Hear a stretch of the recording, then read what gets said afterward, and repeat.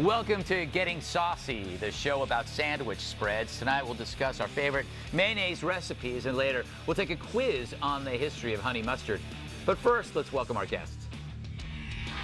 Well, she's so hot, her dentist wears oven mitts. I'm here tonight with Miss New York, USA, Joanne Nosachinski. Look, she's so good at that. And filling in for TV's Andy Levy is his younger, better-looking cousin, Jake Levy. Jake just finished shooting a centerfold for Abs Magazine's annual 12-pack issue. Jake claims to be straight. And even ticks refuse to bite him. It's my repulsive sidekick, Bill Schultz. Good hood over the jet. I guess Jesse Joyce is styling you now. Well done. We've been hanging out. All right, if hilarity were lottery winnings, I'd blow him on a Ferrari. Sitting right next to me, comedian Joe DeVito. A-Block, the lead. That's the first story. Wait, they actually let this guy host? Yes. All right. He's saying nope to public dope.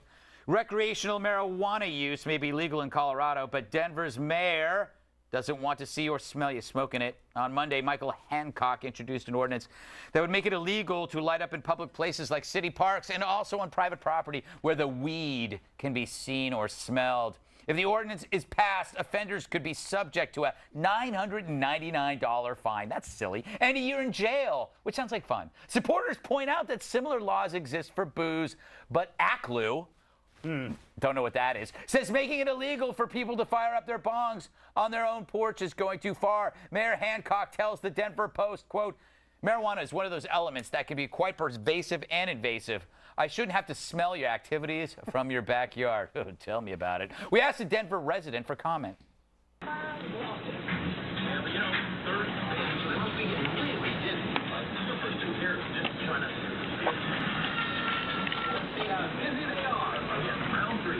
Hello, Nancy. This is what's wrong with people who use, or animals who use drugs. They just make drug use look bad. Joanne, is this going too far, not going far enough, or just going the right length? I am an advocate for good lengths, definitely. But I understand what they're trying to do. In New York, you aren't allowed to smoke in certain public spaces because the secondhand smoke offends some people. Right. So I like what they're trying to do. However, I think it's excessive, the fine with the jail time, and I don't know how they're really going to enforce it. Well, you know what? Walking through any part of New York, you immediately hit what I call the skunk cloud. Yeah. Everybody knows what that is. And all of a sudden, everybody goes like this, whoa, and they try to look and see which one is smoking the pot, because it's always that horrible skunk thing. But it ticks me off as a smoker, because I get the looks. Even when I'm smoking smokeless cigarettes, electric cigarettes, I still get the look, Joe. Will this affect your plans to move to Denver? No. All you need to do is you take a paper towel roll and you put a sheet of fabric softener in it. Really? And then you exhale through that and people can't smell it anymore. So, but you walk around town. You walk around with a giant paper towel roll. It looks a little weird. Yeah. I think the forces, the anti-marijuana forces, have to just face the facts that they've lost and stop trying to nitpick like this, like, oh, we're going to make it legal, but someone can't see you. They can't visually see you smoking pot in your own backyard at a barbecue or something. It's ridiculous. Now, my question is, can they smoke with the electronic cigarettes? I know they're allowed a lot of places. Regular cigarettes aren't. Can you do that with pot and just have a little vaporizer? That's the next question, and that's what's going to end up having them ban e-cigarettes, is because of the potential for using the pot vapor or whatever. It's so ridiculous, and it just goes to well. First of all, I want to see show us what the harm is from seeing someone smoke pot. Now, is that how paranoid and reactionary you're going to be, that I can't even see someone smoke pot? Visually, it's going to offend me. But there's a lot of legal things that you can't do in public, and I can show you later, Joe, privately back in my place. And Andy, how happy are you that this ordinance says nothing about smoking catnip? I'm the opposite of outraged, whatever that is. Yes. I think the ACLU is right about this. They're going to have to, I think, get rid of the part that says the whole seeing or smelling it when you're on your own property. I mean, you can have a barbecue in your backyard. You know other people can smell it. You can cook in your kitchen with the windows open. even though people can smell it. You can bury bodies in your backyard, even though people can smell it. Which I do. It's completely legal to bury bodies in your own backyard. My guess is they're going to end up dropping that part of it just past the public one that'll be exactly like it is with alcohol, where you just can't smoke alcohol and drink alcohol. You can't smoke it either. Someone's been hitting the bottle tonight. No, you show me a state where you can smoke alcohol. Yes, You can't. It's true. I've tried. It's illegal. Bill, are you worried that if this bill passes, there might be similar laws that will make it illegal for you to smell as bad as you do? Because you smell awful. Yes? It's true. All right, now, you don't have to bring it home with the visual. Yeah, it's okay. They didn't catch it. All right. You know, in Chicago, we had the stockyards until about the 1950s. And as a result, we had a lot of money from the killing of cows. But you know what Chicago smelled like? Dead cows. That is the price you pay. Denver already... Pice. It's a Chicago euphemism. You guys want to What was wrong with him?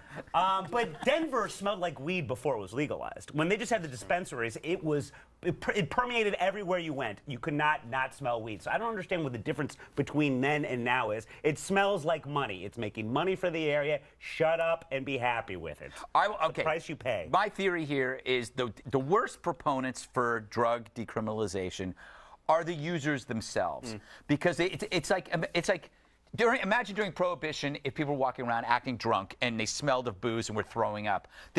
That's an argument for keeping Prohibition. The problem with like Hollywood stoner movies and people getting high outside is that they're bad advertising. Yeah. You should be able to be mature about the choices you make. Otherwise, you make it harder for mature people like me to do what I like to do privately and pervertedly.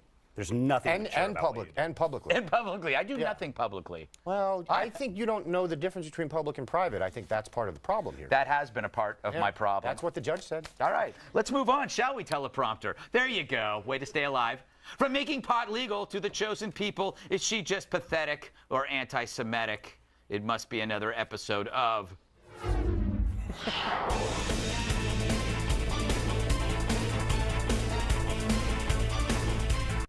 Last week, Miley Cyrus complained about clueless studio executives to something called Hunger TV and ended up sounding more Aryan than contrarian. Said the toilet mouth twerker, quote, "It's always weird when things are targeted for young people, yet they're driven by people that are like 40 years too old." She hates everybody. It can't be like this 70-year-old Jewish man that doesn't leave his desk all day telling me what the clubs want to hear. And if that weren't enough, one of Miley's Little People backup dancers wrote that her teddy bear-themed VMA performance was, quote, "one of the most degrading things I feel like I could ever do." Well, you haven't met me yet. Let's go to Miley's tour manager for comment.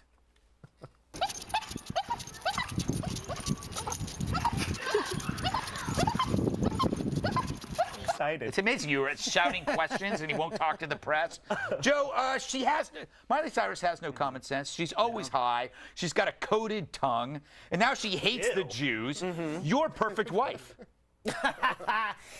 She is, well, I just think, she may have crossed the line, and now she's finally alienated those legions of Jewish Billy Ray Cyrus fans who've been such huge supporters of her all these years. I love how it always, a meltdown, like, it's always like, and now here comes the part with the Jews. Like, you can't just have a meltdown without, like, a little Mel Gibson anti-Semitism sauce on top of it. Yeah, it always goes to the Jews, doesn't it? Yeah, it's like a default position. Yeah, it's almost as though the Jews are behind it. Yeah, well, there's no proof of any of that. Sometimes it's like they're right next to you. Joanne, I was shocked in the green room when you said, "I applaud Miley's candor." I was really surprised and disappointed. Girl doesn't need pants. I have to applaud that. Okay. If she can get up in the morning and doesn't have to put on pants and can sell records, I mean... That is true. That's a life I want to live. I mean, she keeps doing one crazy thing after the other. This is... on purpose, clearly. Right. We're talking about her. Her record just came out. It makes sense. And if we believe a girl who doesn't wear pants, then you're the fool. Yeah, that is true. Lincoln said that. Yeah, I think it was Lincoln. I think so. Lincoln from the Mod Squad. From the Mod Squad. Yes. Yeah. Andy, as a Jew, do you expect or demand an apology or maybe just a date? I would prefer the apology. Yeah. Honestly. I would like to remain disease-free. Oh. I gotta say, though, drop the Jewish part out of it. She's probably not wrong about the fact that she has a better sense of what club kids want to hear than a music label exec. remember, music execs were the same people who couldn't ever, they just couldn't figure out what to do with the fact that people were downloading songs except sue them. So they're not the smartest people in the world and not the most hip to what's going on in culture. But the thing I love about Miley is her music itself couldn't be less threatening. It couldn't be less edgy. It's bland power pop, which is totally fine, but she thinks she's some kind of rebel who's sticking it to the old people. Right. But there's nothing about her music that would even make parents go, yell at their kids to turn that noise down. Yeah. It's bland power pop. That's why it would be great for somebody to be completely wholesome looking, but do the most disgusting death like black metal possible, but instead that would be risky to get into people's homes looking like this. Amy Schumer should start a band. Exactly. Yes. Bill, at some point should Miley just stop talking and you pass out from everything you've taken today? I guess that was a question. Yes. I don't actually think Miley Cyrus is anti-Semitic. I think she made a dumb comment. I don't know where the Jew thing came from, but I don't think she was raised that way. I was more interested in how it was covered. Because page 6, they do half of her quote, and then they go, the Nashville-born singer. I apologize to all of Tennessee for that. They had to throw that in there. You never see where she's from in any other thing, but the Nashville-born singer. I think we know what they think about Jews, ethnicities, anything else. Twain. But the best part was the Huffington Post ran a headline that sort of made it seem like she said 70-year-old industry bigwigs. Yeah. So I guess to them, Jewish men and industry bigwigs are synonymous. Can I talk about the little person? Sure. By the way, in that whole thing, there were also regular dancers who were embarrassed. Yeah. So it's like she can't say it's because she's a little person. There's a lot of people on Times Square who dress up as teddy bears and are embarrassed daily. So you have to make a choice. Do you take a job? And because you know why they're giving it to you, because you're going to play a little teddy bear and then feel bad about it, or not take the job and let somebody else take that job. Is this hitting a little close to home? Yes, it is. I don't see me complaining. Yeah. No, nor should your kind complain, Greg. I'll tell you something. You start complaining about the business, little people, and I got 3 letters for you. CGI. All of a sudden, George Clooney's taking your roles, so let's shorten them up and throw them right into the Lullaby League. That is true. Think about it. That's true. Greg, you mentioned the people who dress up in Times Square. There was the anti-Semitic Elmo. Do you remember him? Yes. Right. Because if you remember this, you don't need a license to put on a costume of some character. And he was doing the Elmo thing, and he was also giving you little protocols of the Elders of Zion there. Yeah. So well, he was trying to educate while entertain. Joanne, what do you make of this? Everybody in Hollywood demeans themselves, whether you're a tiny person or a large person. I mean, truth be told, there aren't many roles. There aren't many options. I'm an actress myself, so you need to fit your type. Yeah. You're not going to be cast as something you're not right for. The Christmas show at Rockefeller Center, there's little people in that too, and they're talented performers. So you know what you're getting yourself into. You said yes to the job, and if you want to pay your bills, you can take it or you can don't take it. I do think there's a difference between like there are roles where it's like, okay, well that's a little person, but it's not demeaning and it's not, ooh, look at the little person, aren't they, funny? And I think that's what she was trying to say here. I don't know. Well, you know what? Let's table this discussion. Sounds good. All right.